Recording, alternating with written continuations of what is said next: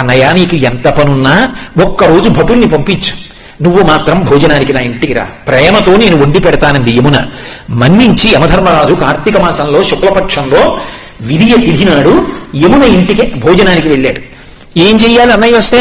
పరమ ప్రేమతో చిన్నప్పుడు అన్నయ్య ఏం తినేవాడో, ఏదంటే ఇష్టమో ఆ మాటలు చెప్తూ కబుర్లు చెప్తూ ఇంకొంచెం తిననయా ఇంకొంచెం తిననయా అంటూ అన్నయ్యకి ప్రేమగా వడ్డించింది.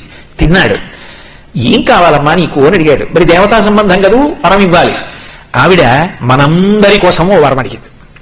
అన్నయ్య ఇది జ్ఞాపకం పెట్టుకుని ఈ తిథి నాడు ఏ అన్నయ్యని ఏ తమ్ముణ్ణైనా సరే ఏ అక్క అయినా ఏ చెల్లైనా ఇంటికి పిలిచి అన్నం పెడితే ఆ అన్నం తిన్నందుకు ఆ అన్నకి కానీ తమ్ముడికి కానీ అపమృత్యు దోషం లేకుండా చెయ్యన్నయ్యా. తప్పకుండా ఇస్తానమ్మా అన్నాడు. అంతేకాదమ్మా, నీలాంటి చెల్లెలు ఉన్నందుకు పొంగిపోతున్నాను, విశాల హృదయంతో అడిగావు. ఇలా పెట్టిన చెల్లికి మంగళసూత్రానికి ఇబ్బంది రాదమ్మా, సౌమాంగల్యంతో ఉంటుంది, వరం ఇస్తున్నానన్నాడు.